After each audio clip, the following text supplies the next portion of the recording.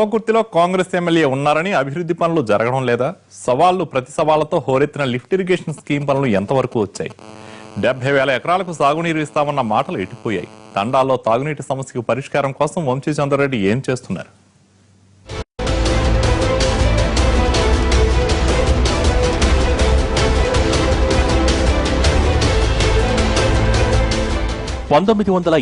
లో ఏర్పడ్డ కల్వకుర్తి అసెంబ్లీ నియోజకవర్గం నుంచి రాజకీయ ఉద్దండులు పోటీ చేశారు.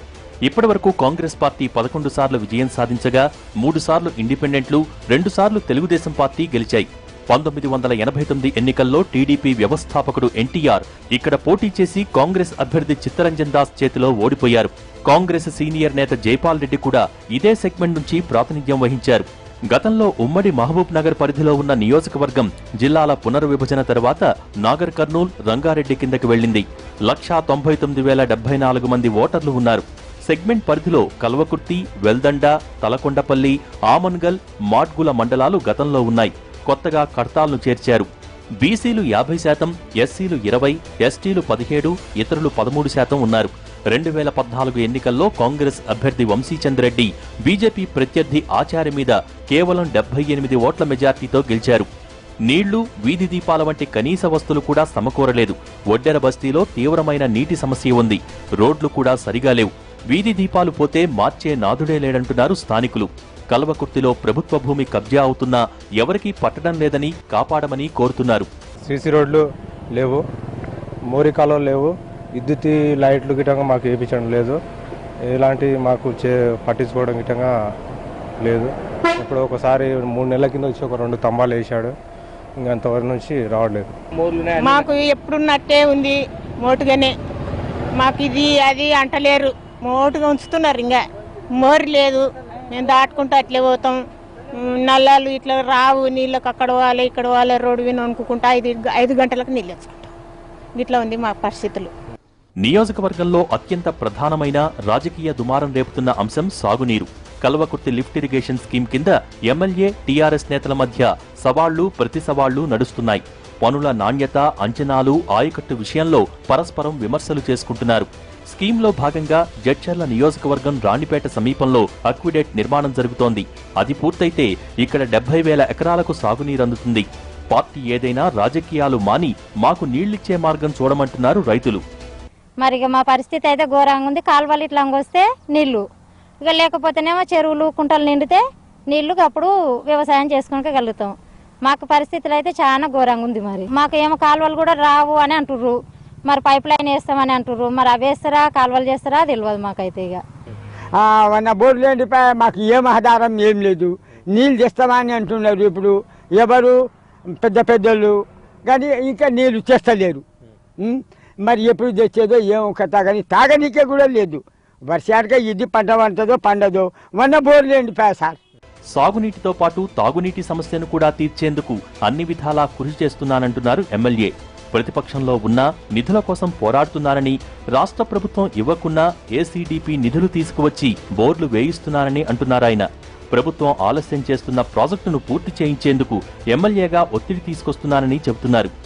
ఈ ప్రాజెక్ట్ చూస్తున్నారు, ఎప్పుడో కంప్లీట్ కావాల్సినటువంటి ప్రాజెక్టు ముఖ్యమంత్రి గారే స్వయంగా, ముఖ్యమంత్రి గారు, వ్యవసాయ శాఖ, ఇరిగేషన్ శాఖ మంత్రి గారు అసెంబ్లీ సాక్షిగా అనేక సందర్భాల్లో మొదటగా 2016 కల్లా ఖరీఫ్ కల్లా నీళ్ళు ఇస్తాం కల్వకుర్తి నియోజకవర్గానికి అన్నారు.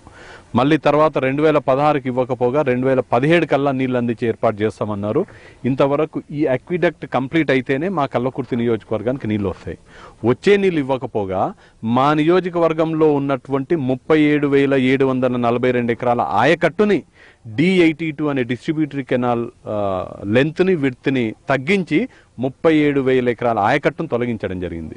శాసనసభ్యునిగా, బాధ్యత ఉన్నటువంటి శాసనసభ్యుల ప్రజల పక్షాన పోరాటం చేసి, రైతుల పక్షాన పోరాటం చేసి KLI జలసాధన యాత్ర అని చేపట్టి ఆ 37,000 ఎకరాలను ఏదైతే ప్రభుత్వం తొలగించిందో మళ్ళీ ఆ 37,000 ఎకరాలని పునరుద్ధరించేటట్టుగా ప్రభుత్వం మెడలు వంచి సాధించడం జరిగింది. కల్వకుర్తి లిఫ్ట్ విషయంలో ఎవరి ఒత్తిళ్లు అవసరం లేదని, వీలైనంత త్వరగా ప్రాజెక్టు పూర్తి చేసి రైతులకు నీళ్లిచ్చే ప్రయత్నం చేస్తున్నామంటున్నారు టీఆర్ఎస్ నేతలు.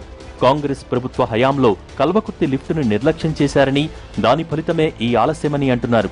పాలమూరు రంగారెడ్డి ప్రాజెక్టుతో నియోజకవర్గంలోని మిగతా ప్రాంతాలకు సాగునీరిస్తామంటున్నారు పార్టీ నియోజకవర్గ ఇన్ఛార్జ్. కల్వకుర్తి అసెంబ్లీ నియోజకవర్గానికి మీరు సుమారు 70,000 ఎకరాలు ఈ కల్వకుర్తి ప్యాకేజ్ నెంబర్ 29 ద్వారా, పాలమూరు లిఫ్ట్ ఇరిగేషన్ ద్వారా 1,60,000 ఎకరాలు. ఇవాళ కల్వకుర్తిలో ఉన్నటువంటి కడతాల్ మండలం కానీ, తలకొండపల్లి మండలం కానీ, వెల్దండ కానీ, కల్వకుర్తి కానీ, మాడుగుల కానీ, ఆమనగల్ కానీ 2 లక్షల సుమారు 50,000 ఎకరాలకు ప్రతి ఎకరానికి కూడా వాటర్ ఇచ్చేటువంటి సదుపాయం పాలమూరు లిఫ్ట్ ఇరిగేషన్ దాన్ని కూడా దీంతో కలుపుకోవడం జరిగింది. దానికి సంబంధించినటువంటి ప్లాన్స్ కూడా మొత్తం కూడా ప్రతి మండలం ప్రతి గ్రామం కవర్ అయ్యే విధంగా చేస్తారు. 2,50,000 ఎకరాలకు వాటర్. జిల్లాల పునర్విభజన టైంలో కల్వకుర్తి కేంద్రంగా ఏర్పాటు చేయాలన్న డిమాండ్ వచ్చింది. ఆందోళనలు కూడా జరిగాయి. అయితే ప్రభుత్వం నాగర్ కర్నూలు జిల్లాను ఏర్పాటు చేసింది. కల్వకుర్తి రెవెన్యూ డివిజన్ అయింది. మా ఆందోళనల వల్లే ఆ మాత్రమైనా వచ్చిందంటున్నారు వంశీచంద్. రాజకీయాలకు అతీతంగా అందరినీ కూడా కలుపుకోపోయి పార్టీలకు అతీతంగా ఉద్యమం చేసి నేను ఆమరణ నిరాహార దీక్ష చేసి కూడా అందరి మద్దతుతో, ప్రజలందరి మద్దతుతో ఆర్డీఓ డివిజన్ కల్వకుర్తికి సాధించడం జరిగింది. ఈ రోజు శాసనసభ్యునిగా నా ప్రథమ కర్తవ్యం నా నియోజకవర్గంలో ఉన్నటువంటి ప్రతి ఒక్క ఎకరాన్ని తడపడము, ప్రతి ఒక్క ఎకరానికి సాగునీరు అందించడము, ప్రతి ఒక్క మడిలో కృష్ణమ్మ నీరును పారించడము. ఇటు రాజకీయంగా ఎమ్మెల్యే సపోర్ట్తో నియోజకవర్గంలో కాంగ్రెస్ మరింత బలపడే ప్రయత్నంలో ఉంది. గత ఎన్నికల్లో వంశీచంద్కు గట్టి పోటీ ఇచ్చిన బీజేపీ ఇన్ఛార్జ్ ఆచార్య కూడా పట్టు పెంచుకునే ప్రయత్నంలో ఉన్నారు. అధికారంలో ఉన్న టీఆర్ఎస్ నేతల మధ్య ఐక్యత లేదు. అదే పార్టీకి పెద్ద మైనస్ అవుతోంది. మొత్తానికి కల్వకుర్తిలో వచ్చే ఎన్నికలకు కూడా సాగు, తాగునీరే ఎజెండా అయ్యే అవకాశముంది.